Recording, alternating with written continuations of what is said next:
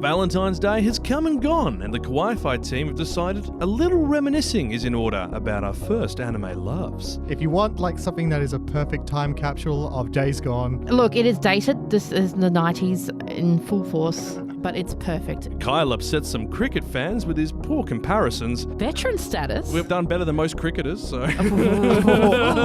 And Kenny talks about the moment he learned that anime was not just another cartoon. I honestly thought that this was just another style of animation. Kind of like the difference between watching Peppa Pig and Hey Arthur. Yeah. Tetsuo! Kaneda! Onii-chan? It's over 9,000! Nani? Configure the language logic interface for Japanese. Kawaii-Fi. Kawaii-Fi. Kawaii-Fi Radio!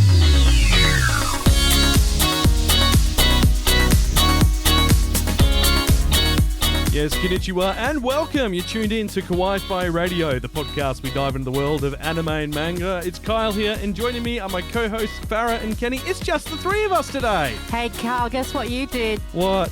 What did you I did the wrong name. You forgot to call her Lady Fafa. Lady Fafa. Lady Fafa. She went to Lady Fafa, the Farfars. Yes. No one else think that, Lord Farquhar?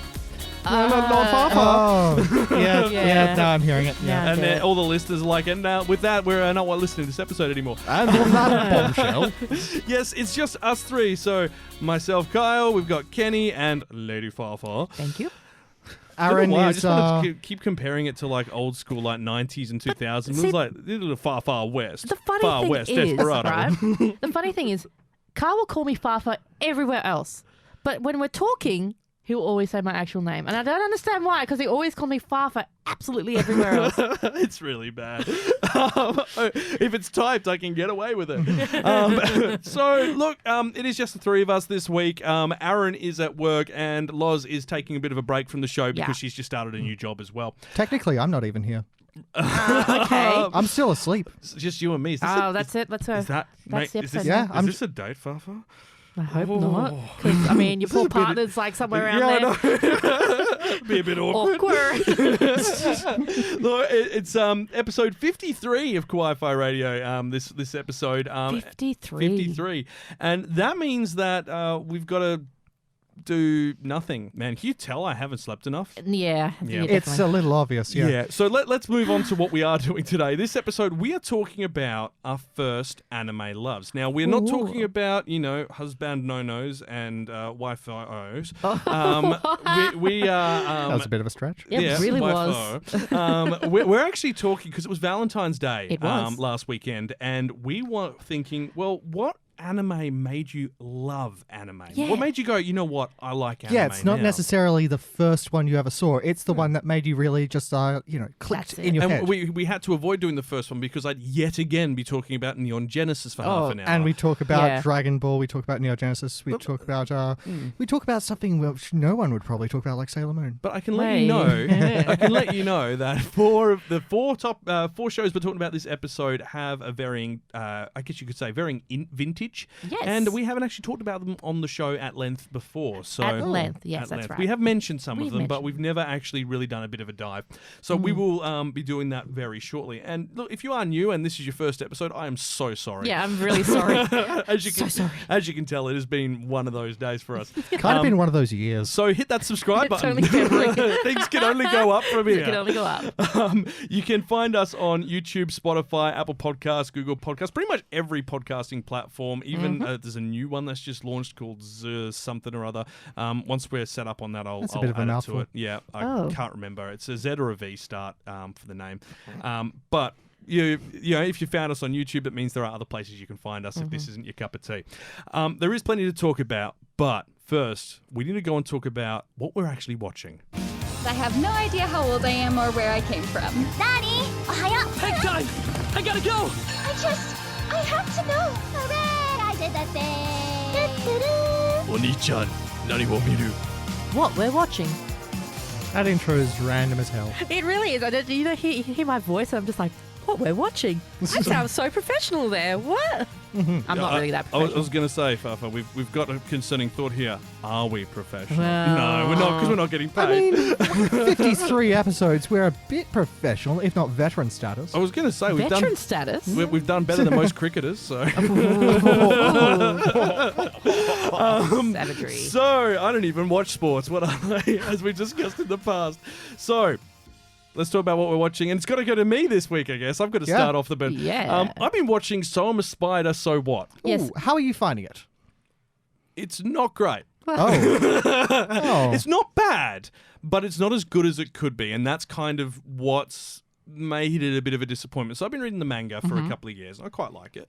But the manga only focuses on the main character, the Spider Girl. It doesn't show you any of the other classmates who've been isekai'd. It doesn't show you any of the other greater world stories. It just focuses on what she's going through. And that makes it a really strong story. The light novel, which the manga's based on, covers everyone's story. And that's what they've tried to do with the anime, and it's suffering for it. Oh, you reckon? Like, is the human cast just not very strong? The human cast is window dressing. You don't care. Oh, wow. I literally don't care. Like, they just don't do anything? Or? They are cookie cutter. They feel really cookie cutter. You've got one guy who's been reincarnated as a prince. And course. he is, he's clearly meant to be like the main protagonist. And from the way they've set this up, definitely going to be like, he's the one all the girls are falling over, which means that there will be some sort of romantic undertone later on in the story. But do you suppose this could be sort of like a takeoff of isekai animes? No, it's not. No, Not that's not somewhere accurate else. So at all. you've got him, and then you've got the other noble dude who's also a kid from the class. Clearly, he's the one with a chip on his shoulder. He's the one who tries to do. They're trying to put Bakugo from My Hero Academia's energy into him, except he's not good. He's an ass. It's probably the easiest way to explain it. Bakugo is that as well. Yeah, but Bakugo has redeeming features. This guy does not. She sure does. Yikes. And so, how much time is being devoted to these people? To be honest, so every episode's 23 minutes, 22 minutes. It varies depending on episode, but I'd say if you were to average it, about 20% of the series has been dedicated to these people. Yikes. And that's 20% of the story that would be better served in focusing on the main story. Without them, though, main story, how are you finding it? Oh, it's great. Look, the main story is great. My partner doesn't like it. She finds the spider annoying. Myself, I quite like it, but I've been watching the manga. That said, when the trailer for this first came out, when Reincarnated as a Slime first aired years ago now, the character was more morose, more depressed, down to earth. Kind of reminded me a bit of, this is one that's going to age me, Daria. Oh, yeah. Love it. And they've made her a bit more smiley, happy, upbeat, and the quirky. smiley happy is more in line with the manga. Yeah. Okay. So that she does have elements where she is morose, and like if you watch, I think episode 2 and 3, there are those elements where she's like, "Oh, this is just awful," and it's like, "But I've got to make myself happy, otherwise I won't want to stay around, and I'll just give up." I think I don't know. I think I just prefer it if someone in that situation had that bit more depressed feeling. Yeah, it would feel a bit more. We've learned that Japan can't do that because otherwise you just end up with grumpy, main characters like in Arifureta. Because that's basically, if you have a look at most isekai stories, not every, obviously, there are exceptions to the rule, but most isekai stories, if it's a downtrodden main character and they're grumpy and angsty, you end up with your Subarus, you end up with your main guy from Shield Arifureta, Hero. you end up with Shield Hero. True. They end up becoming unrelatable characters because they're just so angry at the world. And while there are some people who can relate to them, the vast majority of the audience won't, and that's where they fall down. I guess I understand that, yeah. So, Definitely. but I guess the main thing that everyone looks at when they see the trailer is the CG for the spider and some of the monsters. And I got to be honest, I kind of like it. It's not good CG, but it's also not bad CG. It kind of reminds me of the Tachikomas in Ghost in the Shell standalone comics, where they're cute, they're adorable, they feel like they pop out of the world, but they're not disconnected from it. Okay. And that's probably the easiest way to explain it. Like it looks a little bit jarring once you first see it, but once you start watching it and you kind of get used to it. I think there was another anime which had something similar where we said the art style was a bit weird, but the more you watched it, the more normal it felt. And that was probably about 18 months ago. So It'll come to me, probably. Yeah, it probably will. But look, definitely worth checking out. It's on Crunchyroll, and I think we've got about 6 episodes out now, and you've got to give it a bit of time for it to get into the rhythm, but you will want to tune out as soon as they start talking about the humans. Yeah, I found that this season of the new shows, I think we have to actually have a little bit of time not giving it the 3-episode theme, because I'm finding that a lot of the shows this season, you actually have to watch more. Yeah. And it's weird. Like, you know how we always do the 3-episode... Yeah. Because literally our 3rd episode, we looked at the 3-episode rule, and it turns out 3 episodes is not the 3-episode rule. And if you want, go back and listen to episode 3 of our podcast. It's not as We're terrible. Yeah, we're pretty bad. It's not a case that the anime industry started with a 3-episode rule. It's because they adapted their storytelling narrative to the 3-episode rule because that's how people were doing it. And that's why we get twists in episode 3 now. If you go back to anything pretty much before 2003, you won't get a 3rd episode twist. So, I mean, there are, with everything, there's an exception to every rule, but now a 3rd episode twist or change or something to encourage you is the norm, whereas before it was unusual. Yeah, and It'd be mid-season now, twist like a normal TV series. the mid-season twist is kind of more of a norm now. Like that's happened for what was it? Other Side Picnic. See, I haven't caught up on Other Side. No, I haven't either. It's the story structure is very, very strange, but you do get to know these characters a bit more as it goes. See, obviously with Wonder Egg at the moment, see episode 6 that just dropped, that was the twist episode for me. Oh. Now, you and I were discussing. I don't feel like it was big enough to be like. I felt episode 5 as an episode. Oh yeah, that was a much pretty stronger episode. Good episode. But I definitely see where you're coming from. Like episode 6, there's a moment that kind of explains Ai's behavior and why she behaves towards certain people in her life in certain ways, and possibly why she struggled so much with the death of her friend as well. Yeah. And that's kind of expanded on a little bit towards the end of the episode. It's going to be interesting to see what they do in 7 and 8 about it. But you are right. We are seeing like they're now starting to focus on providing good storytelling. And I think especially this season, if you stick to the 3-episode rule, you're going to miss out on some classics. Yeah, but it's hard to actually know which ones to stick with, isn't it? Well, not Promised Neverland, that's for sure. No, that's a disaster. And we're so disappointed because the first season was picture perfect. The second season is a dumpster fire. Yeah, the amount of complaints that I'm seeing online about it, it's ridiculous. Honestly, I think I'm dropping it. Yeah, I haven't watched. I haven't watched. I just refused. Like the moment I heard of what they'd actually, because I've already read the manga. Obviously, they're literally skipping 2 major arcs to rush to the end. Yeah, it's going to be bad. The second they did the time skip, I was just like, okay, are they going to do the rest as movies, as OVAs? Which, that could be cool. Well, but I mean, if they did do that, why not just do it as the series or release it beforehand? Exactly. And then there's the other issue as well. If you're going to do a time skip, then you've wasted a lot of character development and world building that was crucial once you go from inside the orphanage to outside the orphanage. Yeah, okay. So with a time skip, it has to bookend a part of the story. And I feel it really didn't do that here because, okay, they just escaped from one situation, some weird stuff happened, and then it just sort of meanders into this time skip. It has to be like more like Naruto. And then for episode 5, we're going to do a recap episode of the 4 episodes we've released so far. It's an absolute dumpster fire. I am honestly, I'm out. So yeah, I'm actually just not going to continue. It's very sad because like I saw a comment on Twitter and they were like, I feel disappointed for us who have read the manga because this is what we're getting. I mean, anime viewers are gonna love it because they have no. Oh no, I haven't read the manga. See, I haven't either. And I remember when I said that first episode when it dropped, I said, this is weird. Like when we had the first episode of Promised Neverland season 1 and now we got this, and I was like. To be honest, Loz mentioned this when we brought it up. If you watch the last episode of Promised Neverland and go straight into the new season, it works perfectly. But if you've got that disconnect, you haven't watched it for 12 months, it doesn't. It feels very jarring. I think that's the thing. We sort of watch a new season of a show and think of it sort of as it's the next book in a series. Right. So it has to have its own beginning, middle, and end. Yeah. Whereas this feels like it should be It feels more like a continuation. Core. That's the way that it starts. It feels like a second core instead of actually a second season. And that's what... Structurally, though... Yeah. Structure's messed. Can we blame COVID for this? No. Partially, yes. I think the main thing we can blame is that before this, and we mentioned this last episode in talking about Cloverworks, Cloverworks typically never did more than 2 anime series a season. They've got 3 and they've brought in a new person, and this new person is the person looking after Promised Neverland. I wonder. As the head director, and that explains a lot about the mess. It's very sad, really. Yeah, it's shocking. Anyway, Fafa, what have you been watching? Well, I had put the pause on... Okay, I lie. I watch 2 shows religiously at the moment, but I'm not going to talk about them. We can talk about them later.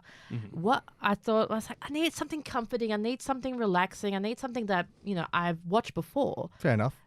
But, it's just an entertaining show. Yeah. Well, you want to go back to those things that you've seen because I love doing that. You remember those good feelings and you want to You want to re-engage with that. And I was like, could I watch Nana again? But I'm like, no, I'm going to wait till the HD HD comes release out of Nana and as watch well, it yeah. then.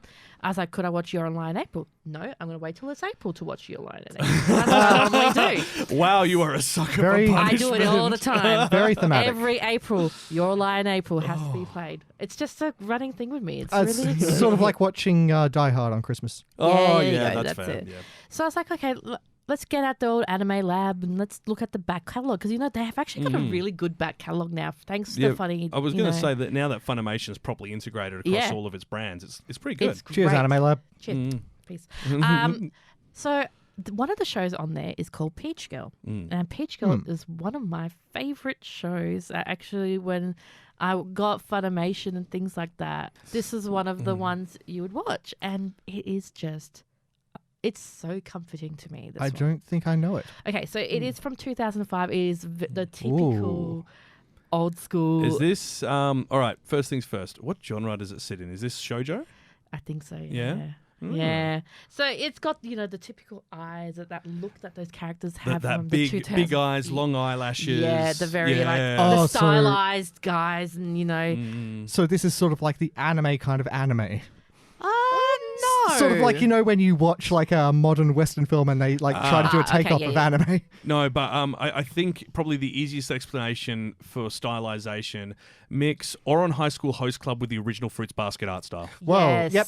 Okay, There that's you go. clear. That's Yep. perfect. That's a very good way. Of Wow. Whoa. I don't even know what we're talking about, but the moment you mentioned, I went, I know exactly the style you're talking about. But it's also got the Paradise Kiss vibe and the Nana vibe, kind of yeah. like that stylized. What's kind of the plot? So it's about this girl who is like a swimmer. Like she was like a former high school swimmer and stuff like that. But she gets a lot of thing with, because of her skin tone, because she gets tanned very easily. And she gets her hair is always bleached, like because blonde. of the Sun sun bleach, because and of right. the sun. Yeah. So they call her Peach Girl, which is quite a... It's nicer than them just calling her a Gyaru, isn't it? So That's what I mean. So it's like, because in Japan, if you look like a certain way, we're not going to go into that. But Harsh. anyway, yeah. but it's basically just like looking at her love life. Like she gets herself into a love triangle, as all those animes used to do back in the day. Of course. And she's got a best friend. The main girl's called Momo, and she's Peach Girl. And it's just like she's in love with this boy Toji, and then another boy gets entered into the mix, and that was the guy she apparently saved years and years ago. And I think I've seen You something would with a have seen similar it, plot right? like this. Yeah, It's the weirdest thing. I think I have seen this mentioned in another anime. yeah. Welcome to Demon School Iruma-kun. There's a bit in that series where he meets like the sort of like the demon student counselor. She's like this harsh, rough and tough kind of person. And secretly she has a massive collection of old school romance manga. And Peach Girl would have been. They are everything you have ever read before. So, yeah, and then obviously she has a best friend who actually is her enemy. So her best friend is her enemy, Sei. And she's trying because she's actually jealous of Momo. And it's just all that. It is so well done. Like, I love the dub because it's one of the original funny dubs as well. So Funny it's got like dubs? Funimation. Funimation. Oh, right. So this is like the proper Texas, old school. Where Oh, they, wait, this was when they were in Texas or not in LA? well, see, before they used to like, it's still in Texas, right? Yeah. But they also now, with Funimation, they actually use a lot of LA actors as well as the Texas actors. This is pure Texas actors with this Are there one. Texas accents? You do pick up a little Yeah? bit. Yeah, so that's how you know it's like the old, The old dub. school, old Yeah, dub. yeah. It's got the Jeremy rice Lee in ball- it. So Jeremy Lee's one of her first roles was in this is yeah. Peach Girl. When they have lunch, are the rice balls referred to as jelly donuts? No. No, that's Canada and 4Kids. Canada Kids. But in saying that, with Funimation dubs back in the day, they used to dub the music for the openings and stuff. Oh like yeah, that. like we saw with Orion High School Host Club. Kiss So- Fall yep, in Love. and so they did this with Peach Girl as well. So if you go on Anime Lab, you can listen to both versions, and a lot of people know the English version. Like you go to a convention, and if you see these guys and they talk about Peach Girl, they all sing the English version, and I want to sing it, but I'm not going to do it. well, look, I'm going to be pretty brutal because you played the opening. They're off key. Oh yeah, They are the English so is off key. badly off key in that English dub of the vocals. like I mentioned this when we were talking about or on High School Host Club's OP and ED, the people who they've got to do it are not hitting the notes properly. And it's the same. And this is worse. It's bad. I love it though. I think there is something that gets lost in translation between the dubs. Oh yeah. Well, there's always something. Like recently there's been I can't remember which publisher was, but they are actually re-releasing certain versions of light novel adaptations in English because they've just went and scrapped a load of like colorful language, not as in like swear words or adult content, just like descriptive language that they've used or prose that they've used because they just couldn't be bothered translating it. So and that was in the news this week as well. So But so you've got both options on Anime Lab or Funimation if you're watching the US and things like that. Definitely go watch it. It's a really old school. It's a lot of fun. It's like, drama. Like, because Say gets itself into some drama as well. Actual serious drama. Like is there do we need to be aware of like an adult rating on this? Look, it is technically PG, but however, I think it does go towards like the M15. It's not like bad, but what they discuss. So I'm guessing like some of the topics could be not suitable for younger children. audiences. Definitely not. Yeah. So more young adult, teen, that type of thing. I love it. Go and watch it. Yeah. All right, Kenny. What are you watching? I'm watching Dr. Stone. Oh, are you? Yeah, I've been letting this one go by the wayside while I've been checking out other things, so I just kind of like sat through and spammed it. So what, up to episode 6? Yeah. 5, 6? Yeah. And you're doing the dub, aren't you, Yes, I am. How many episodes 2. of the dub? 2. 2. Okay. Cool. What are your thoughts? It's more of the same and I love it. Because I was going to say I've only caught episode 1 so far. And the one thing that, having read the manga, the first episode feels like a recap episode, but a useful recap episode. Sort of, yes. Yeah. Because they have missed a load of stuff about how they're going to build a cell phone and get to that point. And that's fine because you don't need to see them doing every little thing like they did in the first season. You want to get into Stone Wars. Yeah. So. And it's... How do I talk about this without spoiling it? I want to tell you some of the things that they invent, but I can't. Okay, well, look, let's think. If we're going to avoid spoilers, you cannot mention plot. You cannot mention plot devices, meaning no MacGuffins, which means the inventions. And it means you can't mention any interpersonal conflicts as well. Or characters that are introduced or returned. Pretty much everything then. So that's pretty much everything. So you can say it's good and the science is good. It's good and the science is it. good and you should watch it. Watch it on Crunchyroll. It's great. And, but there is a change. It's kind of in winter and...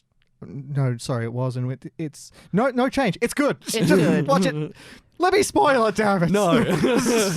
So we have to also mention that the sub is only on Crunchyroll and the dub is on Funimation Anime Lab. Yeah, so it's that Funimation, basically, because they had the rights for the dub, they get the dub version only and Crunchyroll get the sub version only. Seems to be a bit of a constant thing. Yes. It works well. It does. And okay, so the dub is just perfect.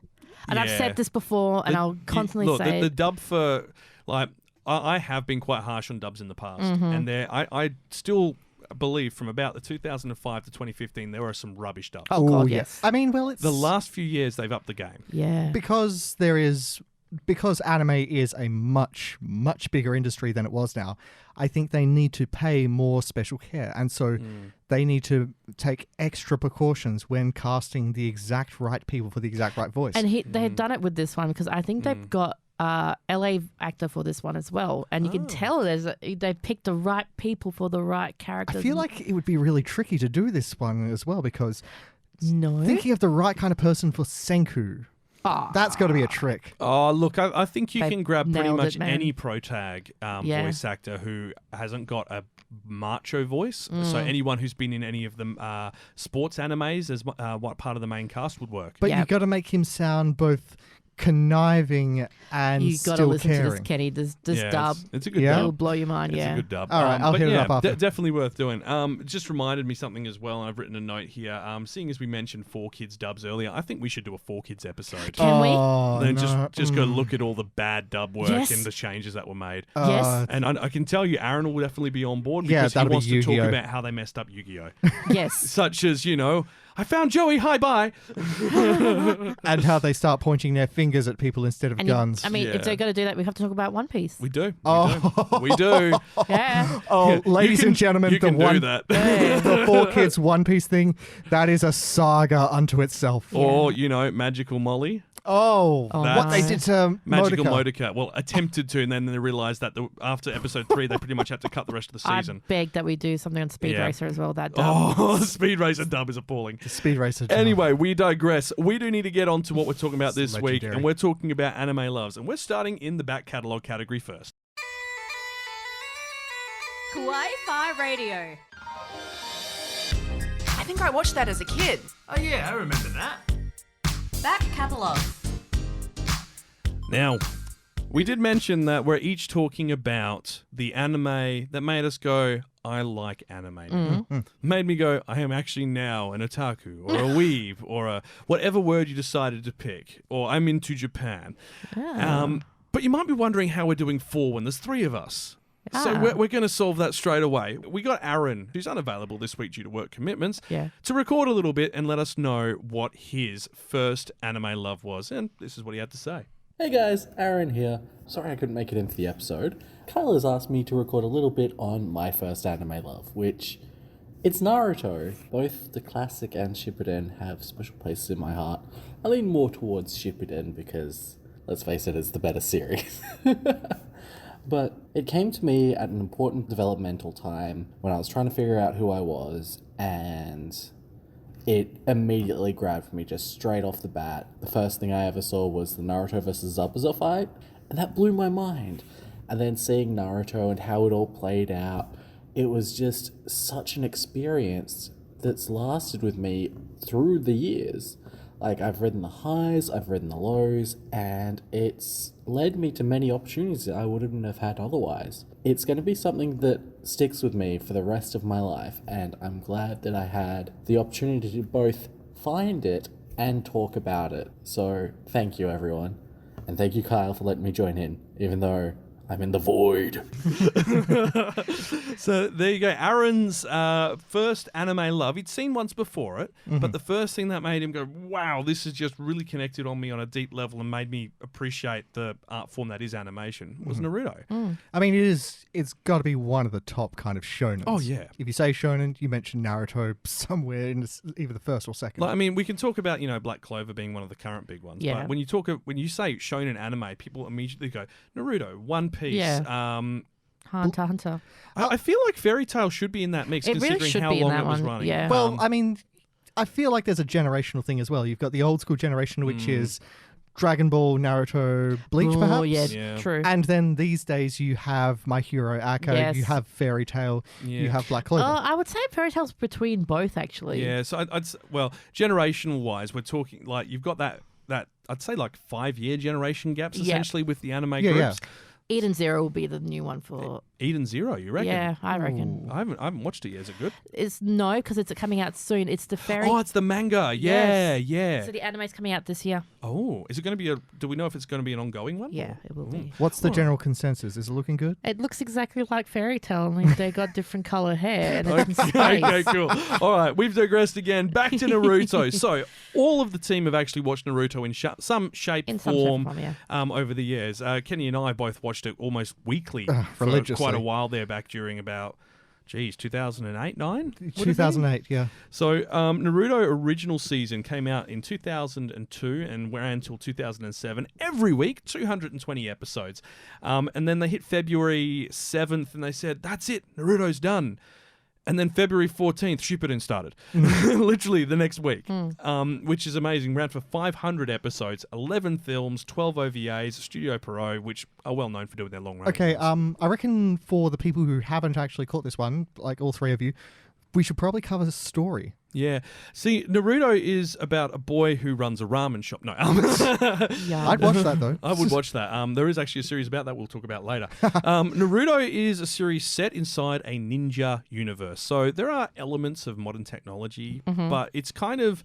What do you say? Like yeah, what would the time frame be for that? I think it's kind of like a divergent time frame. So they got to like the Edo period, and instead of going into modernized technology, they Okay. went into ninjutsu. It's, sort of like alternate timeline almost, except there is magic and gods and like crazy ass superpowers. Okay. Yeah, and I mean, like they talk about like hundreds of years between wars and stuff like that. So it's definitely kind of suggests that it's got elements in there that were from the Edo period, which have kind of continued through with it, and then they've got elements with modernization that would have still been able to occur if they, instead of focusing on industrialization, we're focusing on ninjutsu, magics, and stuff like that.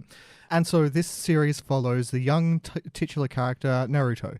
He's an orphan boy. He's very much outcast because of his family history, would you say? Well, essentially, it's explained in the first 5 episodes. Uzumaki Naruto has had one of the 9 tailed beasts sealed inside him, instead, because they couldn't defeat these legendary entities. They sealed them inside people to control them. It was attacking the village. It was unleashed on the village. And we're talking like Godzilla attacking the village. Yeah. When we say this is a tailed beast, this is something that would step on Godzilla. Yeah, and the third Hokage then is involved in sealing it within him.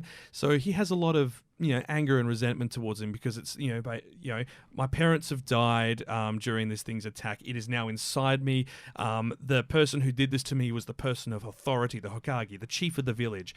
I hate everyone in the village and everyone treats me like trash, so I'm going to treat them like trash. And it's this story of growth from him being literally a child.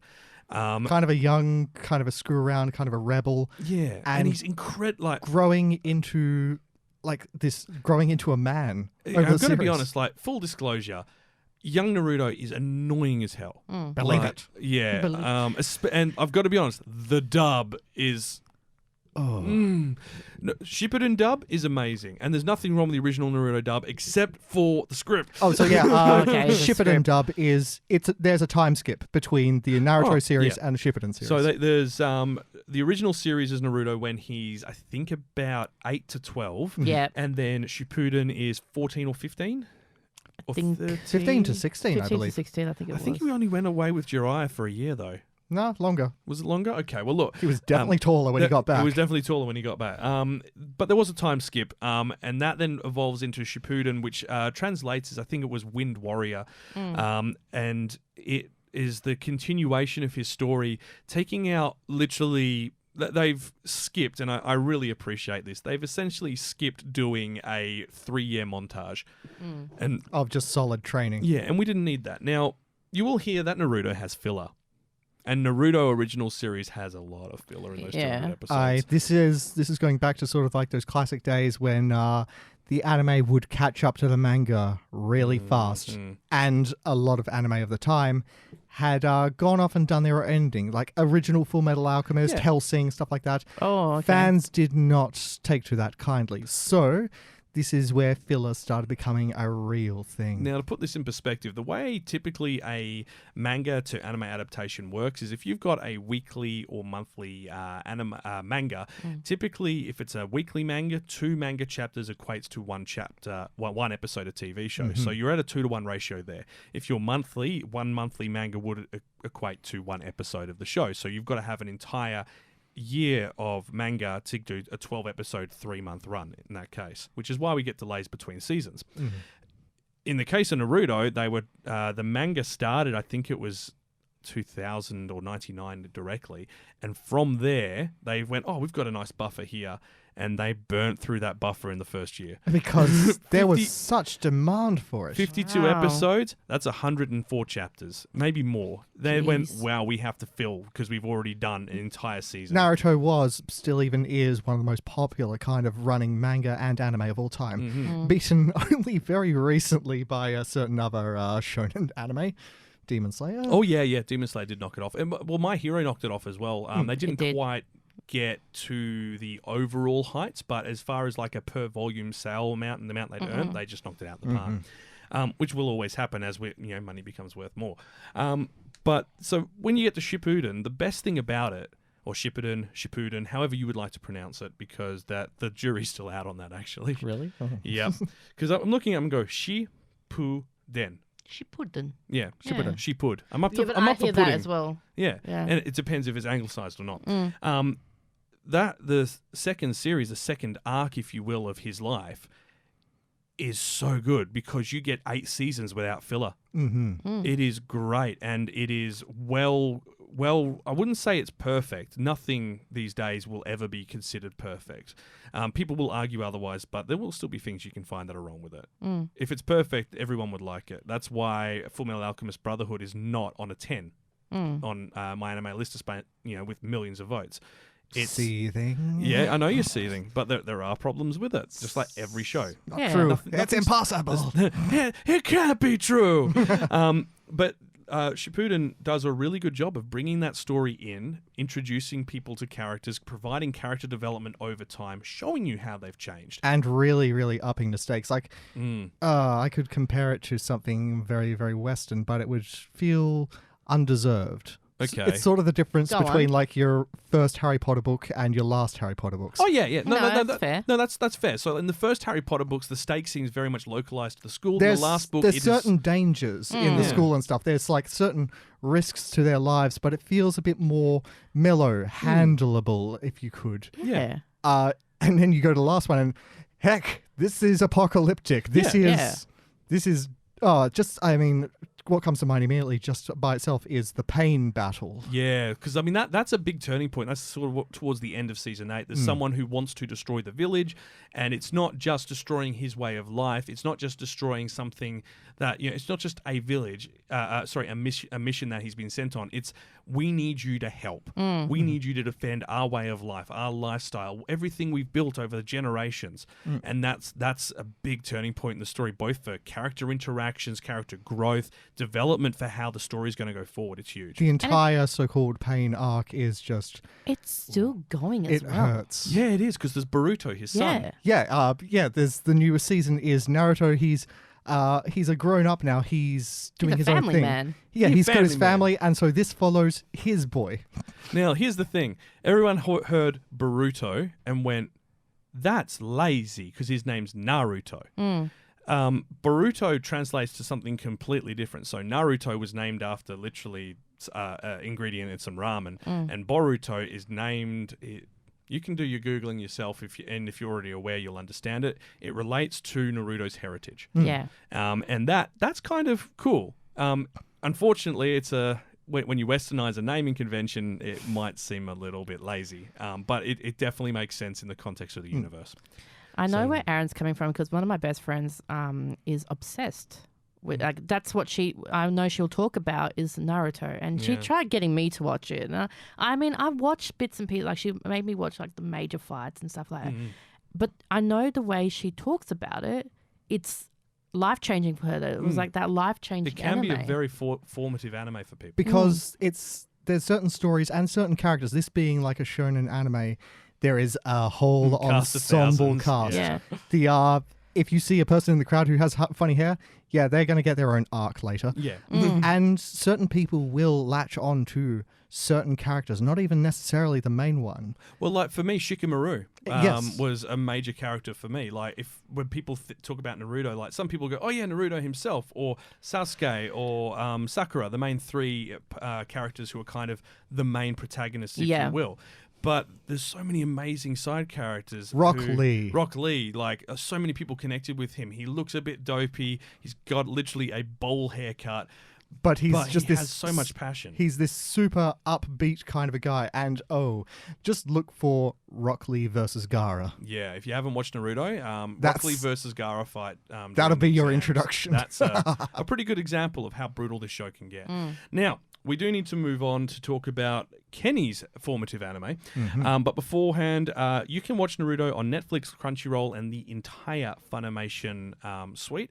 It's worth checking out in your region for Netflix. Some areas it's not supported, others it is. So have a look around. All right, Kenny, what did you in anime?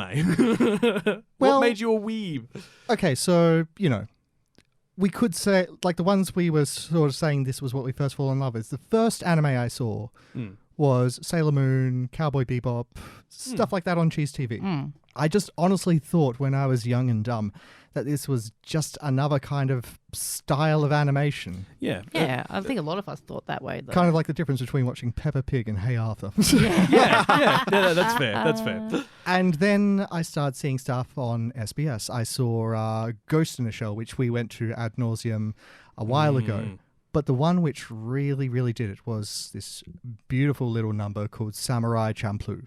Which I keep calling Samurai Shampoo because Yes. I can't spell. And I kind of mixed it up when I was a kid as well. The word Champloon means sort of, how do you put it? Improvise, mix up, which very much fits into what it is.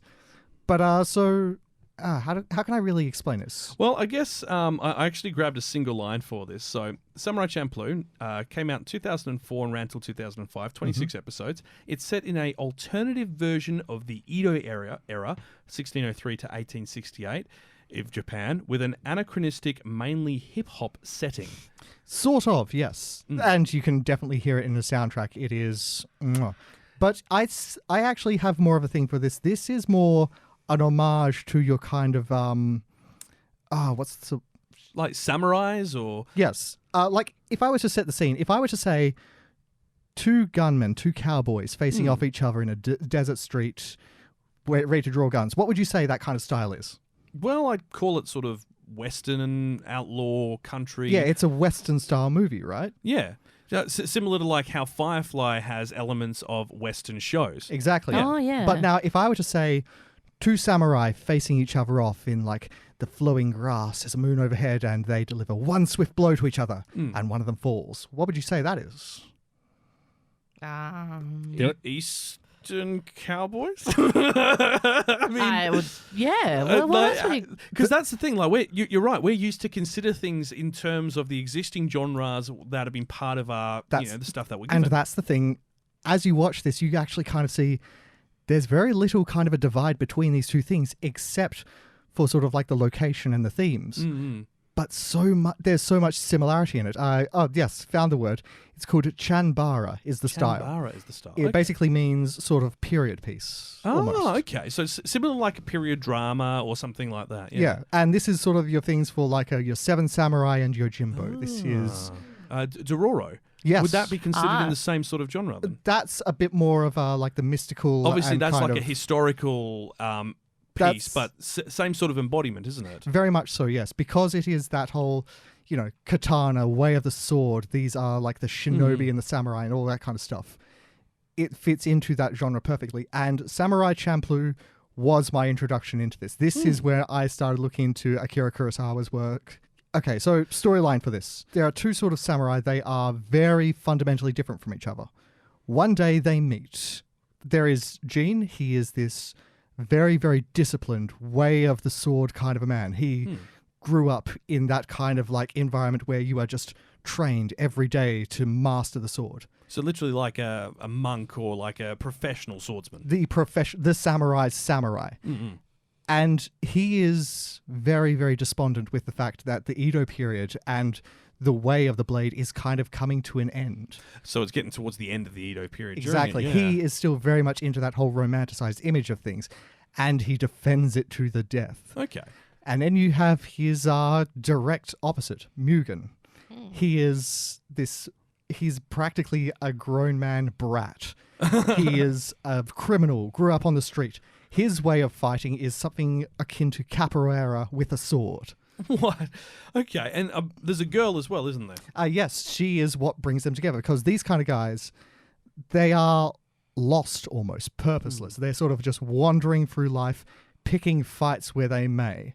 And then this girl comes along, and she's like, I will hire you two to help me find the samurai that smells of sunflowers. And when I saw that, I just went, what does sunflower smell of again? See, that's the thing.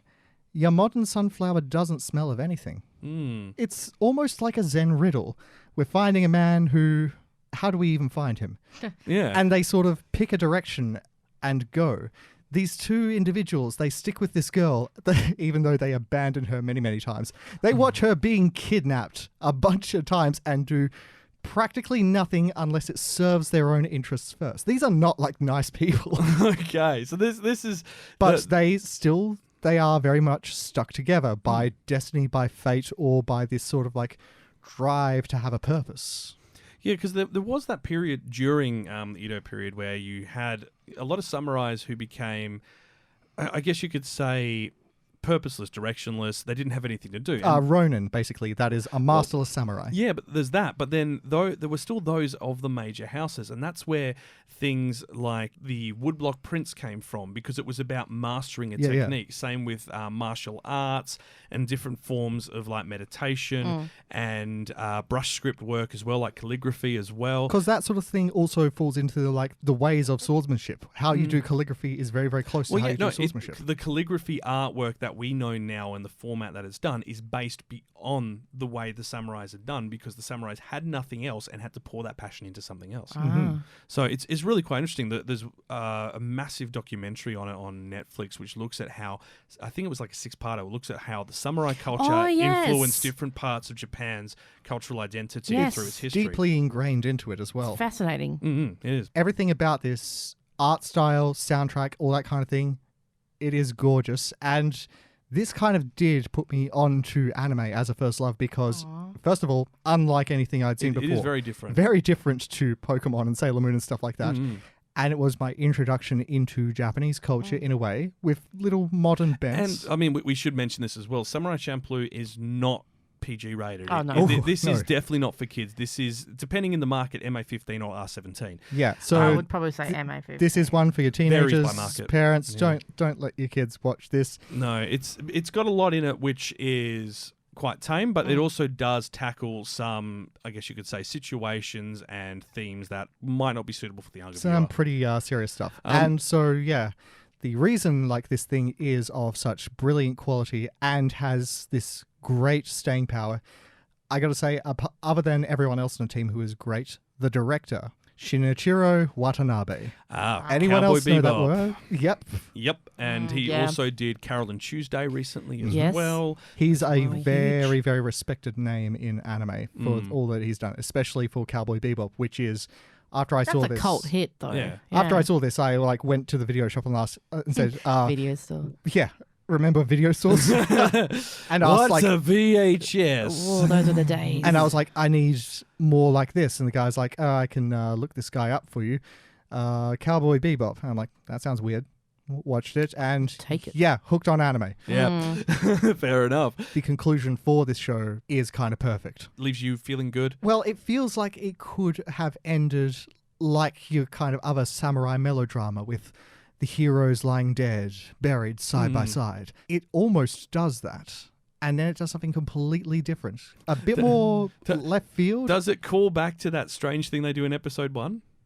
Where the little sort of one day earlier. No, it doesn't do that, but you feel that it has reached a proper conclusion. The characters are changed from what they were to what they are. That's good. Yeah, it was like that was kind of what set the benchmark for anime for me when I was a kid. Awesome. So, Samurai Champloo, 26 episodes, 2004 to 05. By Studio Manglobe. They went bankrupt in 2015, unfortunately. That was a studio formed by former Sunrise employees. They created Ergo Proxy, Michigo to Hatchin, World Only God Knows, Dead Man Wonderland, Gangster, others as well. Very good shows. Yeah. Good shows, a lot of adult stuff there. Their back catalogue isn't very big. It's, I'd say, about 15 shows. It's not big, but it's a good catalogue. It's a good catalogue. Solid, meaty. Meaty. Now, meaty catalogue. This is something to bear in mind. Funimation has access to this in most markets. So Funimation, Wakanim, and so on. It is not available in the UK. What? So, unfortunately, UK listeners, you will have to try and find a physical copy. It is not available for streaming in the UK. We're not sure why. Interesting. It probably will be at some point in the future because Funimation is in the process of, combining all of their catalogues and organising those releases. Actually, it's funny you say that because Love Live, the dubs are not available in the UK either. Yeah. Okay, what's the deal? UK had different streaming platforms when everyone else launched, and the rights relating to distribution and publishing in the UK are different from the UK, the US, and Australia and Canada. It's resulted in difficult turnovers because it's not a case where the rights run out in the same system as they do here or in the US.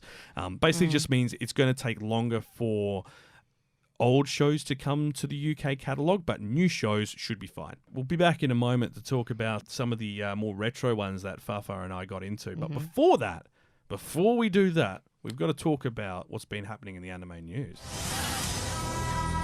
Kawaii-Fi Radio. Tonight on Anime Communique. Great story, compelling and rich. Nothing brings ratings up like a little controversy. Yes, it's time for the Anime Communique with his funky beats. Tonight! Now, there's always plenty of stuff kicking around every week in the news for the past fortnight, but we're going to start off with something pretty recent a couple of days ago.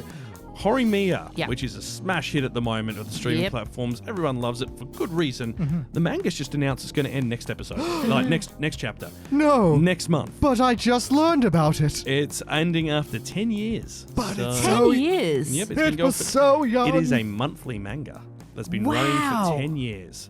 So that explains why there's so few chapters comparative to, some of his competitors. But yeah, essentially they want to wrap it up. I don't know if that's because they want to end it with the anime, or whether they just kind of feel like they don't know where they're going. Is it possible though for it to happen to end it with the anime with the time frame? Oh yeah. Okay, but not much has happened. Okay. Sometimes you just need an ending. You do. You just need to finish things off. And it's not even a matter of the thing you've got nothing to do. It's more just... I'm hoping that this next chapter that comes out is a double chapter, because there's quite a few things they need to wrap up. There are several relationship prospects there that have been kind of sitting and done nothing for 50 chapters. Oh, I see. Okay. So it kind of felt like nothing has happened for quite a while in the manga, and that I mentioned this about the TV series. The anime does a really good job of cutting out all of that fat that you don't need and focusing on the core elements of the story, the core moments, and making it flow really well. Okay. The manga's just kind of left a lot up in the air the last 50 chapters in particular. So that's good to know, because the anime is just unreal. Anime's just perfect. It's gorgeous. The recent episode just was making me squeal like a little girl. No spoilers. No, I won't spoil. I'm just telling you. Catch up, man. No. I literally felt like I was going to squeal like a little girl. Actually, I did. It was just so perfect. I was going to say, you didn't do it live on Twitch, did you? Oh, no. But like even just the comedy of that was just perfect. It was really well done. But now in saying that though, I was like, maybe I should pick up because I was like, I really want to know what's going to happen next. But I probably will just stick with the anime just so it's a pure Look, I'll be perfectly honest. If you're interested in Horimiya, watch the anime first. Okay. The manga's great, but it takes quite a while to get where it's going. And I think the pacing of that might be frustrating to the anime viewers. It's got a bit of drag. Yeah, I think if you're watching, because the series is perfectly paced comparative to the manga. It shows that all the information, you get that development every episode. But the manga kind of meanders its way to those points. Okay, then I'm just not. And I think once the series is finished, then go back and read the manga to kind of get that feeling again, and see it from a slightly different angle and perspective. I would like to do that actually, because it's just perfect. One character that's just standing out to me is her dad. Yeah. Her dad's story is just... Wait a second. These are anime characters who have parents? It's not a shonen, so it's okay. That's weird. But he's weird, the man. best character I've seen in quite a few years. He's just pretty funny. Hilarious. He is. But look, we'll know more about that next month. I think March 12. We've got it on a social media for the final date for that release, but March 12, it's a Square Enix magazine it comes out in. Now, Neon Genesis' fourth film. We keep talking about it. It keeps getting delayed, and I keep saying I won't mention Neon Genesis again, and they're mentioning it. Fourth film's just had its runtime unveiled. First film was about an hour 45, almost 2 hours. Second film was about an hour 38, hour 40, I think. And roughly that. The fourth film was about an hour 40, 45. We're up to the fourth film, aren't we? Sorry, third film, sorry. Fourth film, they've just unveiled, clocks in at almost 2.5 hours. Whoa. So there's got it. I mean, for starters, I'm impressed they're going to try and wrap up the mess that they've made in this one film. Like, don't be wrong, I love Neon Genesis, but film 3, Evangelion 3.3. No, call it episode 3, because really it's a different Fate thing. Grand Order of the Evangelion, getting the robot Shinji. You cannot advance. You cannot stop here. Tenacious D cover is the best. You cannot stand here because COVID. They've got a lot to cover because they did a time skip. They've changed elements of the story. There are new organizations. There are big changes into how character interactions have happened and behaved towards one another. You get immensely frustrated in the third film about why all the people don't just tell Shinji what's going on.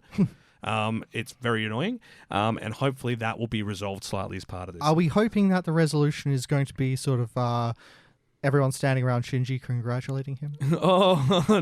Congratulations. Congratulations. I would like to see that, though. Just that In comment, beautiful you know? 4K. Oh. I have it here. Congratulations! Oh, it's I actually so awkward. I have the audio here. Right, ready You know to- what? I love when you play that footage to anyone. Everyone knows what it is. Like, it's straight out. Everyone just kind of goes, Just like, what what on on earth is going on here? But look, we'll know hopefully more. I think it's got a soft potential release for February next year at this point. For international. I can't remember. I think it might have been August or This is my I believe you July. face. No, I'm just telling you what they've told me. I don't believe it either. Yes, it's, I think they said it was August for it was meant to head to cinemas in Japan, but obviously pandemic dependent. Right. Carl's computer, this is my I believe you face. Yeah, Yes. cool. How many times has it been delayed now? Like, when was it first supposed to release? All right. The original Neon Genesis rebuild films, as they were known at the time, were meant to release every 2 years, starting back in 2005. Yep. So this whole saga was meant to be done by 2011. Oh, wow. Mm-hmm. Now I don't feel so bad about waiting again It has for been June. a 10-year gap between episode 3 and 4. God. Part 3 and part 4. So yeah, look, it's about to deliver because number 3 really disappointed quite a lot of fans. I enjoyed it, but I also understand it was a fundamentally flawed film. Mm-hmm. Now, we need to talk about something a little bit not so great, a bit dicey, might divide some opinions. Crunchyroll Awards have just been released. Oh, cool, an award show. Yeah, And an it's award pandemic show time. which lets people vote as many times as they want for the 2 weeks prior to it. What? Yeah. Which definitely doesn't cause problems in how things are rated, seeing as it's an IP-based rating system, meaning you can just reboot your modem in most countries and start voting again. Oh, dear. Carl doesn't sound salty at all, does he? Look, some of these aren't great, some of them are. I'm never going to have the exact same view as an award show's final result. I mean, I know anime fans to be like a very, very driven, very, very tenacious kind of a people. So this is a terrible idea. So this is why we had rules in place for our award system. Yeah. You know, to not kind of stuff things up. Now, Kyle, are you saying that our award show is a bit better than Crunchyroll? I am indeed saying the Kawaii-Fi voting system for an awards-based ceremony is smarter and better implemented than Crunchyroll's system. Now, we're just going to go straight from the top of their list. Best character design has been awarded to Toilet-Bound Hanako-kun. I'm sorry, what? Yep. Did anyone actually watch that? Apparently, someone has. No, I mean, Toilet-Bound Hanako did get some pretty decent reviews. Apparently, it had some pretty emotional bits in it. It had some for good something- VAs. It did. For something so, Here's the thing. very idiosyncratic as far as anime go. Here's but- what it was up against for character design.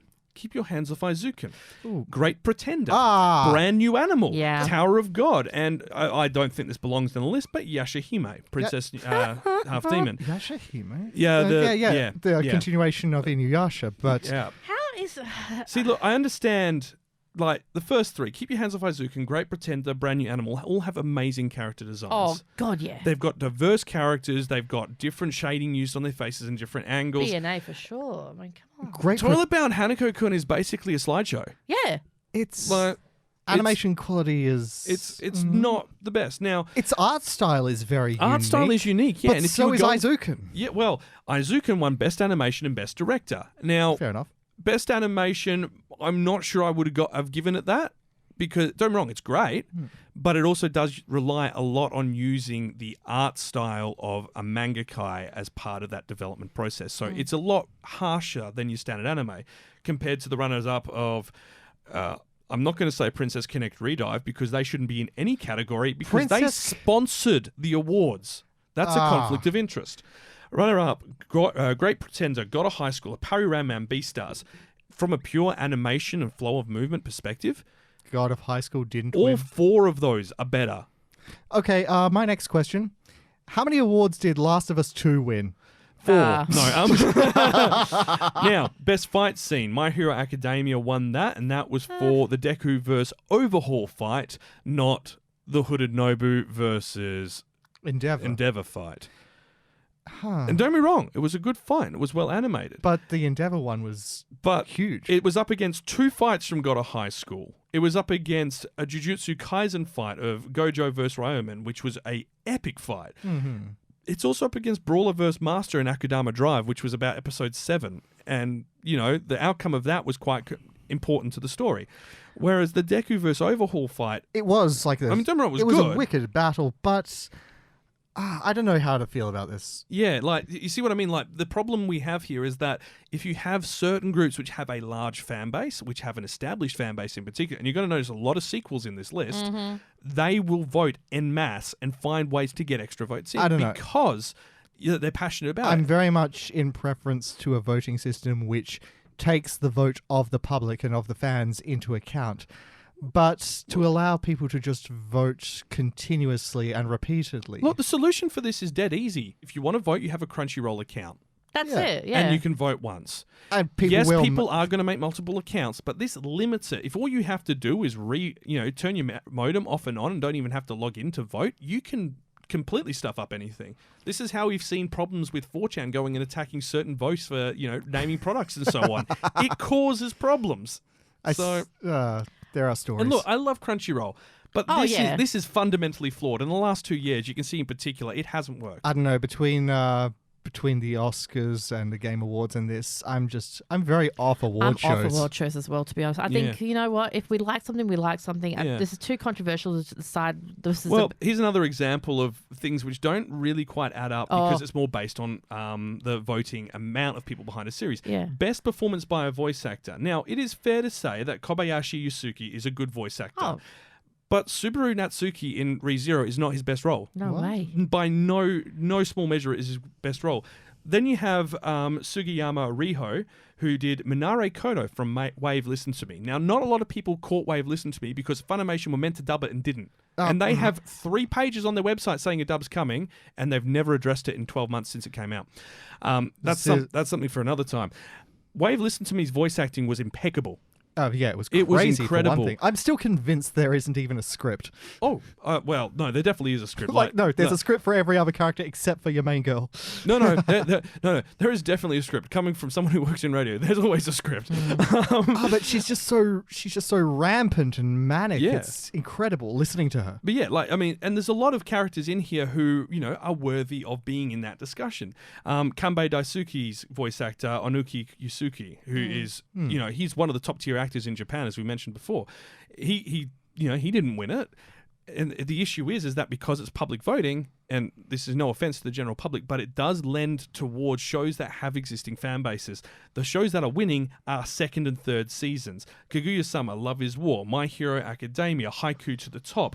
Keep Your Hands Off Aizuken is one of those rare exceptions. Tower of God, a rare exception. And that won Best Score, and it really shouldn't have, because Great Pretender, Beastars, Keep Your Hands Off Aizuken, God of High School, Japan Sings, all have much better scores. It's just that also, ReZero, that hasn't finished yet, has it? No. So that's still an ongoing thing. And this is the other gripe that we had, which we put this rule in place for our awards. Because of this, a show has to finish. You can't vote a half-finished show as the best show. Yeah, because Jujutsu Kaisen has won Anime of the Year and it's not finished. We have seen anime in the past that have been ridiculously brought down by the ending. We've seen just standard Franks. Yep. We've seen just standard TV shows that have just brought down by the ending. It's not fair. It's not fair to... Well, yeah, saying Game of Thrones was the most influential TV series, and this happened. This was voted before the final season came out. Was voted as one of the most influential fantasy seasons of the generation. No one talks about it now. No one talks about it. No one wants to rewatch it. They stuffed the end. Yeah. And everyone has just kind of went, all right. I mean, okay, now, to be fair, I don't honestly think Jujutsu Kaisen is going to screw up. Well, look, don't be wrong. Jujutsu Kaisen will probably win our Anime of the Year next year. It's a high... Well, for this year, it is a high contender. But it is unfair to say that it is the Anime of the Year when it's not done. Like, you don't know what's going to happen in the second half. It's unfair. Like, I mean, it's unfair. I'm offended. I just feel like you're shortchanging other anime by giving the opportunity for a show which isn't finished to go in. That would be like saying you could put Naruto Shippuden in there or Attack on Titan Season 4 when only 2 of its episodes had come out. Yeah, it's little things like this, and that like Princess Connect Redive's company is sponsoring it, and so there's an award there. It's little things like that make me think there's conflicts of interest and stuff. To be fair, 70%, ballpark, 70% of the shows on here are not on Crunchyroll. So they have done a good job of providing a wide list of shows. Fair enough. But if your voting system is fundamentally flawed and the restrictions you use for it are flawed, you're not going to get an accurate representation of that year. And that's not to say that Jujutsu Kaisen shouldn't win stuff. It's not to say that, Aizuken shouldn't, or Tower of God, or Beastars, or, literally any of the other ones we've mentioned. They are all great shows. I honestly think the best and most even-handed way of looking at this is we have to do some research and look into how the voting system for this works. Well, I actually I voted in it, and I only voted once, and then I discovered I could vote again the next day because I got an email. The crazy voting system. The shortlists for all these categories are genuinely pretty good. So the people who've done the shortlisting have done their research, went, well, these were actually really good anime this year. It's just that also some of them are a bit questionable. Well, it makes you question. Prime example, Jujutsu Kaisen has won Anime of the Year. The runners-up, Keep Your Hands Off Aizuken, Dorohedoro, Great Pretender, Appare Ranman, Beastars, all great shows in their own right. Strong contenders. All finished, so you know what the end content is. Admittedly, Beastars is getting a second season, fair enough. Dorohedoro had OVAs come out, fair enough. But none of them, like half of them, Great Pretender didn't win any awards. What? And Great Pretender was a masterpiece. Like, I'm not saying that to just be like, but like, it was beautiful, it was unique, and because it was available on Netflix and had a smaller audience, it was then put at a disadvantage because people could vote multiple times for Jujutsu Kaisen or Dorohedoro or Keep Your Hands Off Aizuken. Yeah, I think the idea you said about having to sign in with an account. Yeah. And I mean, I don't know why they wouldn't go for that. That would boost their numbers significantly. Yeah. Well, I mean, let's be perfectly blunt here. A Crunchyroll account is free, and there is a ton of free stuff you can watch on it with just having ads instead. And they keep talking about how we've got X many subscribers and X many paid members. This would be a great opportunity to increase that number every year. That would sucker in a number of subscribers in the nicest possible way of saying it. And not only that, it gets you to a point where you can say we had X many people vote. And that even shows it even further. It gets people interested in how the process has worked. At the moment, it's so opaque, you don't know what's happened. Yeah. Like, it also doesn't say if these are the final votes from the voting system or if their voting system is weighted 50%. Yeah, not to rip on the Game Awards again, but the audience participation part was worth 10% of every vote. Yeah. And the rest was voted on by a panel of paid judges. I'm not saying Crunchyroll Anime Awards shouldn't be done. We need something else, I think. Well, there's the Kawaii-Fi Anime Awards. Tune in next year for the Kawaii-Fi Radio Awards. which will be out in December, literally at the end, last week of the year, to give every show the perfect time to finish up. And I mean, you just look in the comment section on Crunchyroll for the whole award thing. There's a lot of conflict down there. You should have seen Twitch chat. It was even worse. Yeah.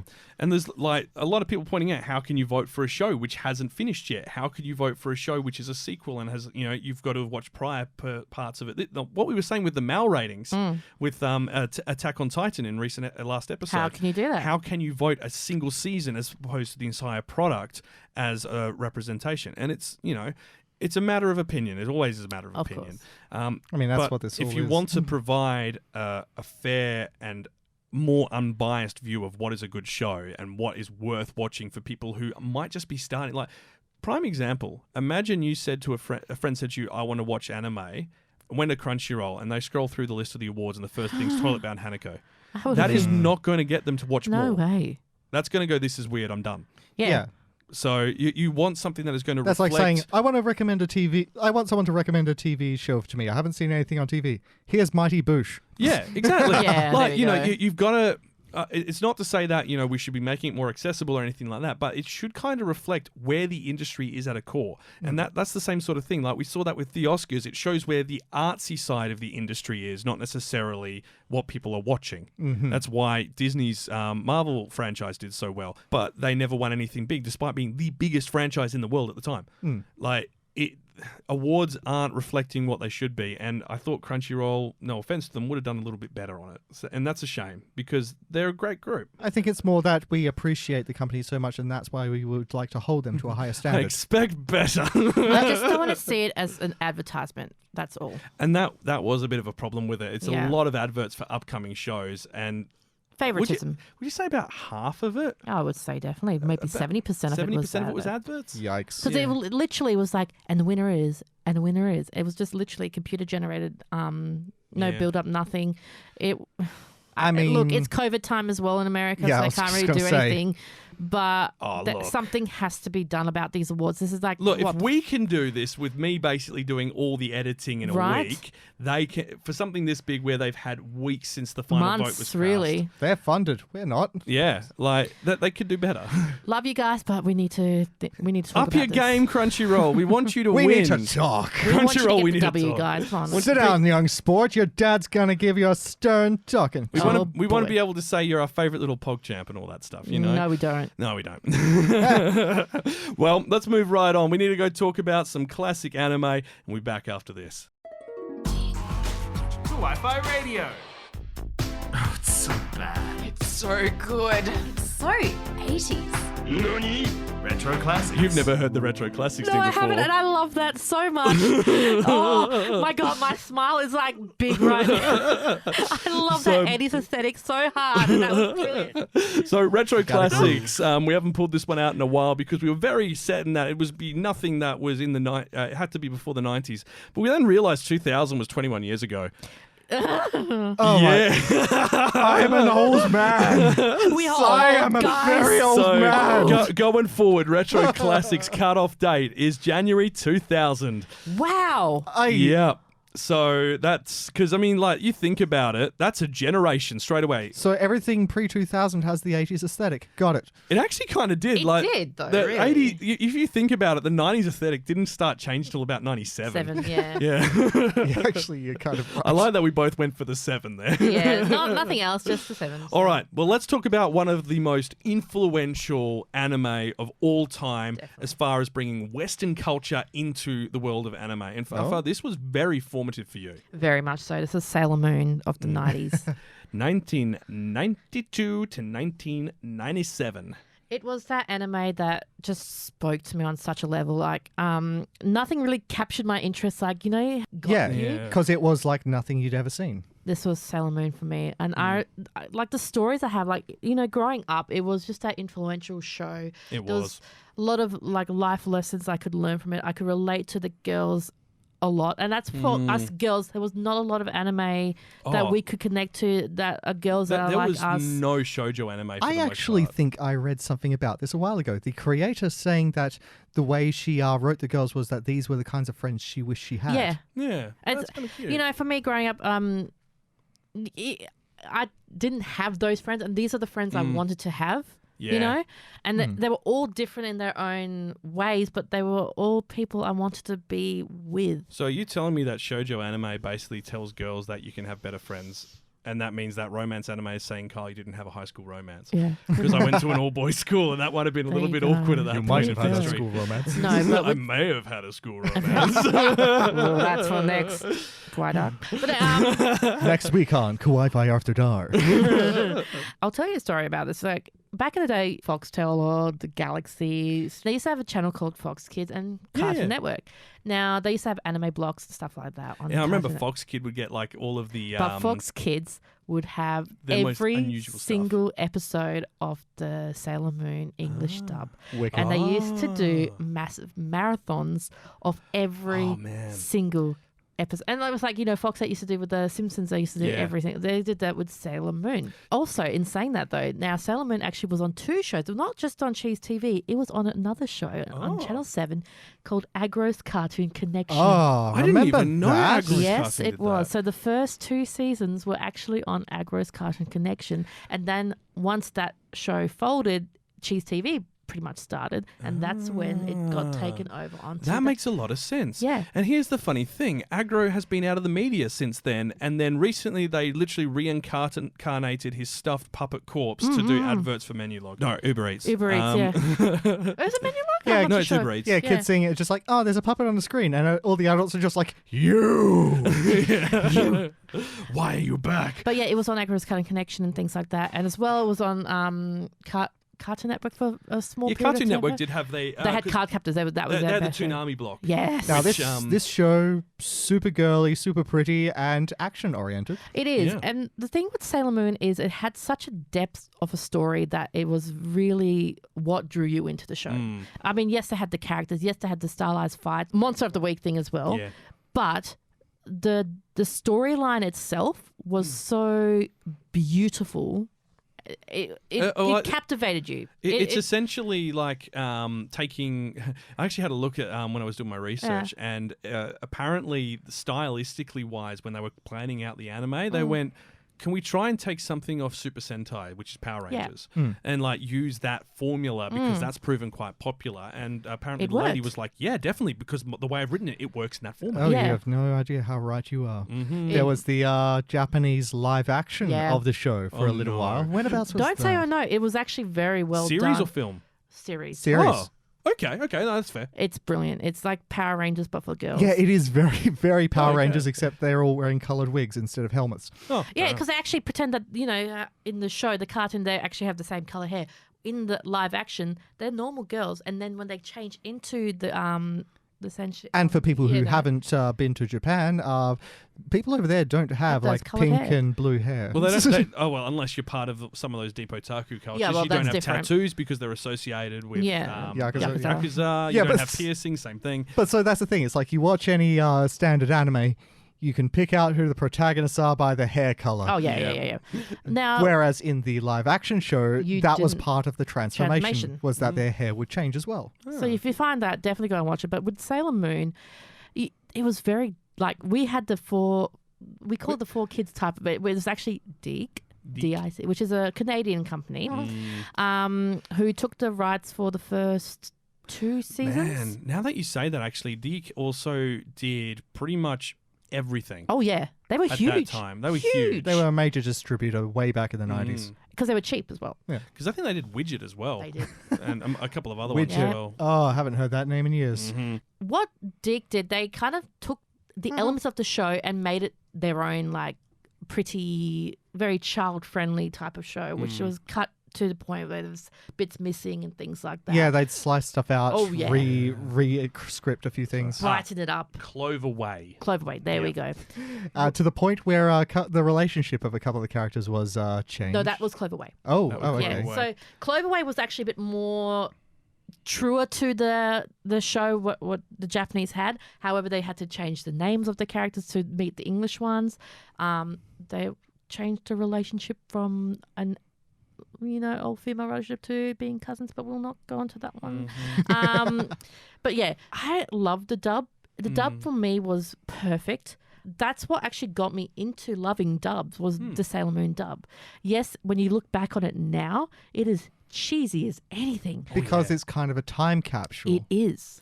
I actually just could not stand the main girl's voice in the dub. In the second half of, like, from 3 and 4, because they changed the girl's voice. I think it was at the start. Oh, right. At the start, I really struggled.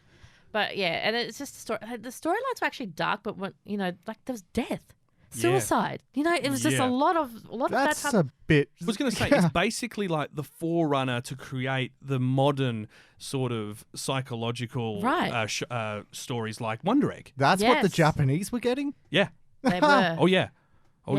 I mean, admittedly, the target audience for Sailor Moon was 15 plus, 15 to 18, sort of that bracket. Ain't that a difference? Whereas, we're used to thinking when we think of like comics or kids shows, it's targeted a lot younger. And they do obviously have children's shows as well. Yeah. But the way they separate it's very different from us. But yeah, and I remember, like, one of the main characters in that show for me was Sailor Mars, because I just related to her so much, like her personality, her drive, and, her being like the kind of second in charge to Sailor Moon as well. Like, just seeing these girls in action and stuff, like every girl would be like, what was your Power Ranger color? Girls would say, who was your Sailor Moon character? I'm going to be, and it was just powerful. Like, I can't speak highly because I have it on everything. I've got it on DVD. I've got even the old school stuff as well. It had 3 movies with that run as well. Then it became Crystal, which I'd love to do an episode on Sailor Moon itself. Because Crystal was the 2015 rework yes, it of was, it, wasn't and it? it was very much exactly like the manga as well. So that's got to be a bit good and a bit bad. Yeah, because purists would love to see it like done properly.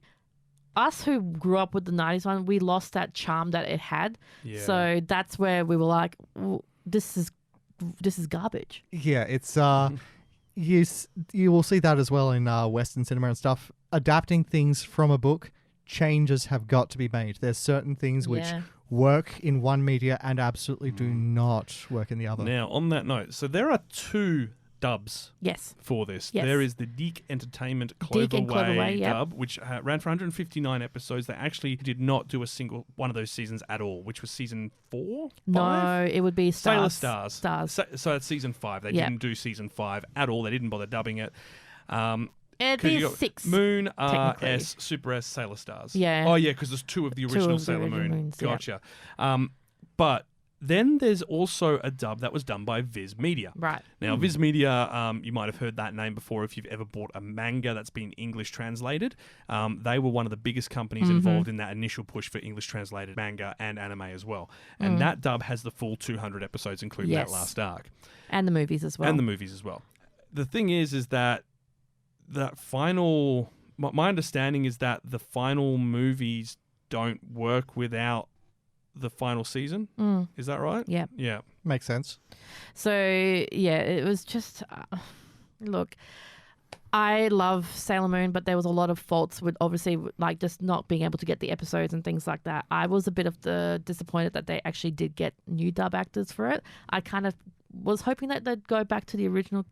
Impossible, but get the original Canadian ones to do it as well. You don't know what, people might have moved on from that. No, in life see, and stuff. What? this is the thing. They would have been more than happy to re-record it. Oh, seriously? Yeah. Oh, that's kind of a kick in the guts. It really is, and it's a hard thing because a lot of fans who knew it would have preferred having these, them doing it again. What they grew up with. But we are talking about a 20-year gap. Exactly. And voices do change. Well, Naruto still has the same voice actors. But most of Naruto's male voice actor is a female. Oh, yeah, true. So, it's the same thing with Bart Simpson, voiced by a lady. Well, Yeah. true. It's the same thing. Like, often if you've got a young character who is going to be staying for a long period in a series, at a certain age bracket, you tend to get a female voice actor because that voice will change less detrimentally, at least, than a male voice. Oh, and there is something else we should probably mention to do with Sailor Moon as well. The forbidden American live-action remake. No, we're not going there. Oh, we'll do but that in the proper full. Let's do a Sailor Moon episode. I think we'll do a Sailor Moon episode. And we can show our live reaction to. Do you want to do an enforced viewing of the American film, Ken? We can't. We can't. There's no clips of it. However, we can show clips of the show to you guys and see what our reaction would be. Bits. There's bits. There's bits in the That's show. how forbidden this Yeah. thing is. Well, let's have a dig. This see thing what we was can like find on the half internet, live yeah? action, half animated, half Well, Americanized. let's do it. animated. Let's do a Sailor Moon episode, I Let's do think. a Sailor Moon episode. So we've got a 4Kids episode, probably a Deke episode, and a 4Kid a Sailor Moon episode to do at some point in the future. Now, Sailor Moon, if memory serves me right, still available on many platforms. I'm pretty sure you'd be hard-pressed not to find it on Crunchyroll and Funimation. It's not on Funimation. No? It's on Anime Labs, and it's on Hulu in the United States. And okay. now the rumor has it that the next 2 movies for Eternal, which is Sailor Moon Eternal, are going to land on Netflix. Okay. So I won't be surprised if the whole back catalogue is going to end up on Netflix in the very at the future. moment in the US, Sailor Moon Crystal and R the movie are the only 2 available on a streaming platform, and that's on Crunchyroll. In Canada, same thing again. Tubi TV, which I believe is a online streaming service that was previously a cable network, has the actual series. In Canada. In the UK, same as in the US, only Crystal and the movie are the movie are available. In Australia, the entire thing's on Anime Lab. I don't think the movies are they? Sailor Moon are the movie, Sailor Moon Crystal. Okay. So, and they include, at least for the website we're using, if you haven't heard of because.moe, check it out. It's an amazing website to find the legal streams you need of every single anime that you can. So it'll tell you if an anime is available in your country. Currently, it covers Australia, the UK, Canada, and the US. Oh, that's Beautiful. brilliant. So, because.moe. I love it. And, if you go to the Australian version, you get a lovely Love Live girl in the bottom corner doing her usual thing. So... Perfect. Yeah. But yes, look. If you want something that is a perfect time capsule of days gone, Sailor go and Moon check this out. Look, it is dated. This is the 90s in full force. But it's perfect. It is absolutely perfect. Now, we are running way over time, so let's jump on to what I found as very formative. Now, anyone who's been listening to the entire back catalogue and some of the folks we have on Facebook know who exactly we are talking to, might think, oh, he's going to talk about Neon Genesis, which I've said I'm not. Oh, he's going to talk about Cowboy Bebop, Outlaw Star, Orphan the Tale of the blah, blah, blah. No. I'm going to talk about Trigun. Trigun ran in 1998. Manga first started 95 to 07. Now, you might have spotted Trigun around the traps with a man in a long red coat looking very spaghetti western sort of environment. Lots of cowboys and bounty hunters and all that. Very similar sort of core sort of setting as not Trigun. I keep saying Trigun instead of Bebop. Yeah. But very different story. So it's focused on Vash the Stampede, and I caught this on Cartoon Network when we had Toonami blocks in, it would have been about, 2002, 3, 4, around that time period. And it was full dub. I went in full dub. Of course. They wouldn't show many with the sub anyway. They didn't show any on Toonami block, at least. Yikes. Yeah. We did obviously get it with the subtitles on SBS. Did we? Yes. Neon Genesis. Other shows. So Neon Genesis. We got the dub for that, though. We got both. So when Neon Genesis first came out, we got the subtitled version, and it was like at 1 a.m. in the morning. Ah, okay. And then about 12 months later, we started getting the dub. That was what I was watching. And that's what I watched as well. But Trigun, I don't know why it just grabbed me, but it was at a time where I'd watched Neon Genesis. I was like, this is kind of interesting. I'd watched Cowboy Bebop. I'm like, that's really cool, but I'm guessing it's a bit of an outlier. And I didn't really realize there was a lot more types of anime out there. I mean, this is something very different to Neon Genesis, though. It's very different because it's very sort of tongue-in-cheek comedy for most of the episodes. So it focuses on Vash the Stampede. He is the $6 billion $6 billion $6 bounty hunt. They call it the $1. Yep. Don't ask why. $6 billion $1 bounty it's hunter. set on a different planet, but you don't know how they got there. And there's like it's. Like you were saying with Samurai Champloon, where it's got elements of the future and the past coming together to form something not really better than either. Go on, Mighty Bush there.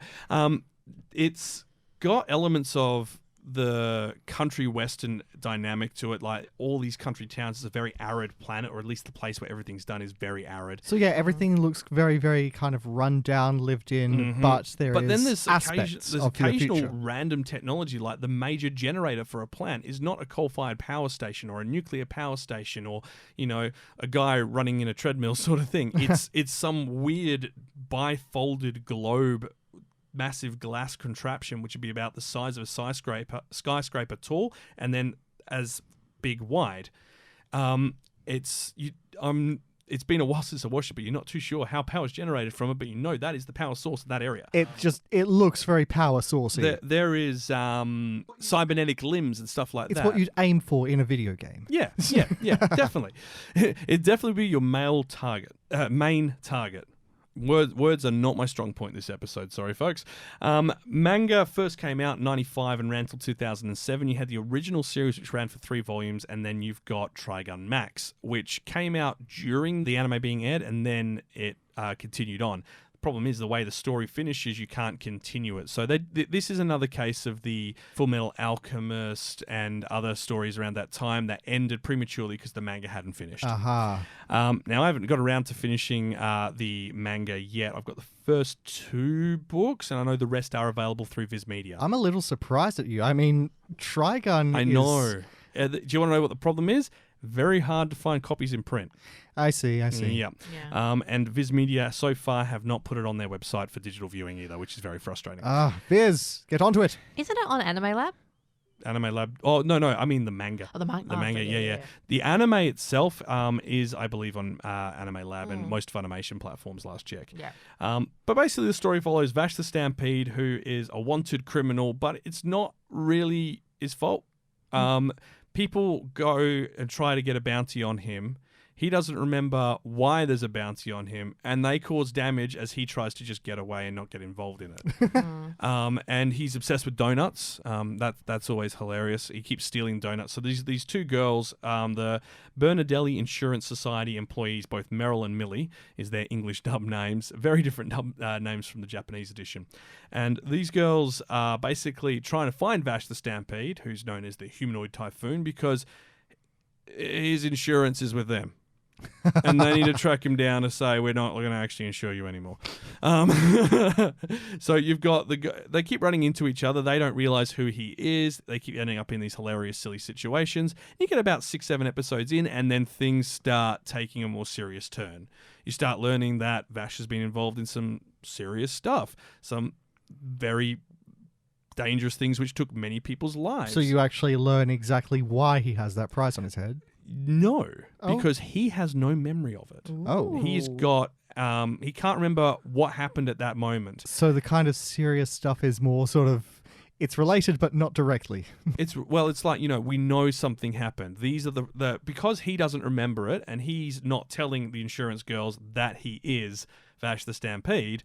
They're saying, well, Vash did this is why we're trying to find him, and he's learning about this, but he doesn't have the memory of this event occurring. Curious. Yeah, and as you get further into the story, you start learning about people who have connections with him and were involved in the incident and stuff like that, and there's people who pass away and die as characters, and, there's real loss. It starts off light. It ends up heavy.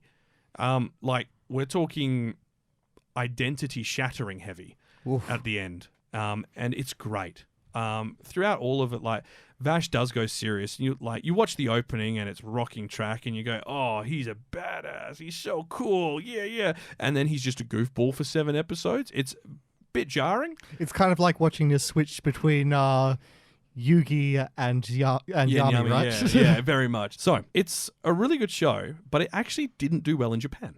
Oh. So it failed to garner a large audience in Japan during its original showing and airing in 98, and it gained a substantial following in the US when it landed on Adult Swim in 03. So that's kind of the big thing that kind of changed it, because that then resulted in it, because they had a massive amount of interest in it because of the Toonami block, getting re-aired in Japan and then building a bigger following there. And then it had the film Trigun Badlands Rumble. And that, it's kind of interesting how that back and forth kind of started in the early 2000s. Less surprising when you think about it these days, because what is it? 40% of manga sales is international. Yep. Which is crazy to think about. I know. If you said to any arts-based industry, 40% of your sales must be international, they'd scoff at it. They go, no.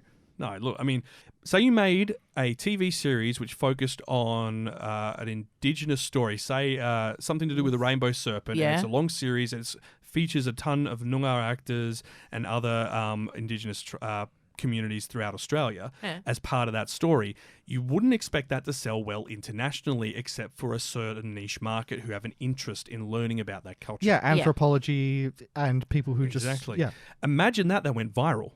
Ooh. That's essentially what has happened to Japan's manga market and anime market. I see. And that is why it's so surprising for some people in Japan that people outside of it are interested. And it's also surprising when they see how big Demon Slayer's done at the cinemas, because it did massive in Japan and it's done almost the same outside of it. But at the same time, by the same token, I'm a little bit unsurprised by that. If you go into certain Japanese forums, hit the translate button, and read about them talking about which is better, the sub or the dub for King of the Hill. True. But it's a little mind-blowing to think that there's so much similarities between how we view their media, how they view our media. Mm-hmm. Oh, and definitely.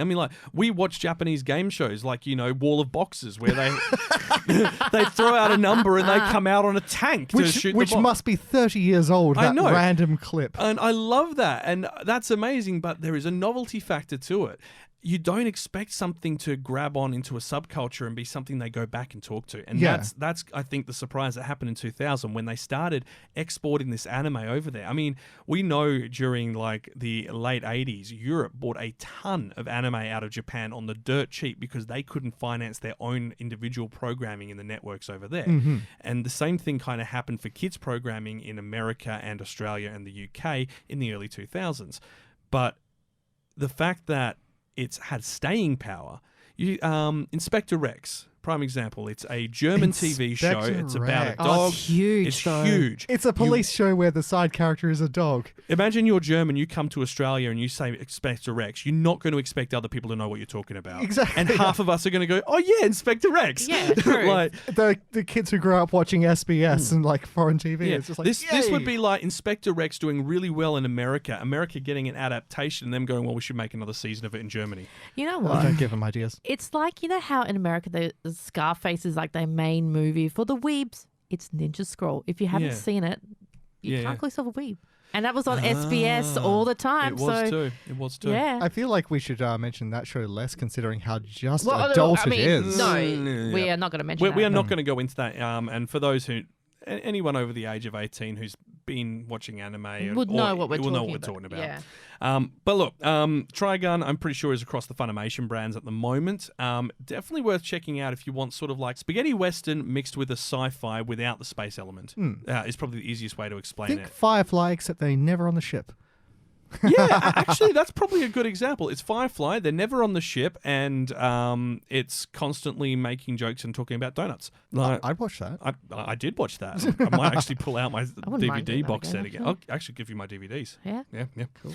But look, we do need to wrap up because we are way over time as I expected. know. Who would have thought? Who would have thought? Yeah. So we'll be right back after this. Kawaii-Fi Radio.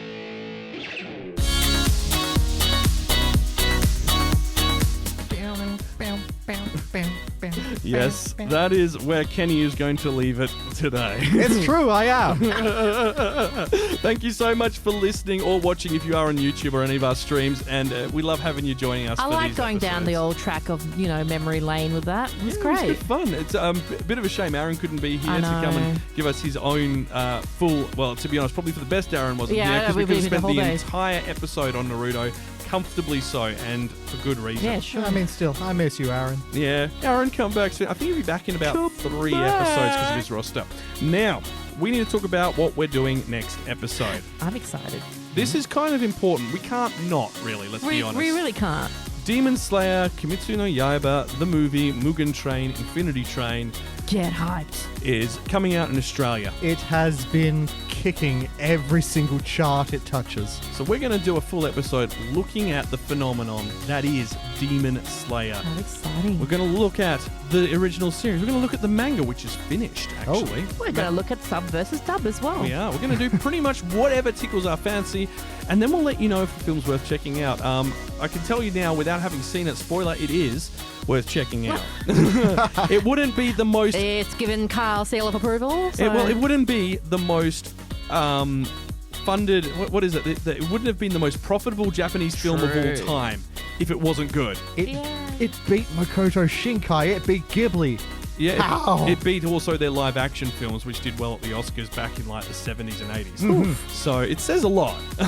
It's got a lot of potential and a Could lot it of win good the stuff. Oscar? It could actually. You have a point there.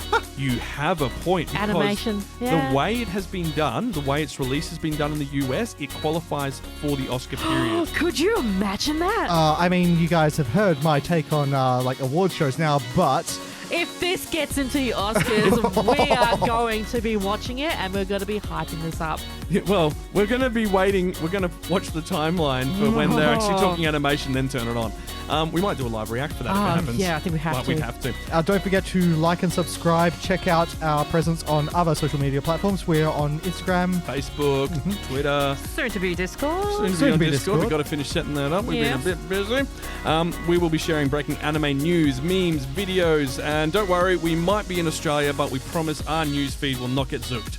So, and for those of you who don't know what's going on, just search Australia News Facebook, and you will know exactly what's going on in about 10 seconds. It's hilarious. We will not talk too much of that in case it does happen. You've been listening to Kawaii-Fi Radio. Thank you so much for joining us, and until next time, Watch some anime!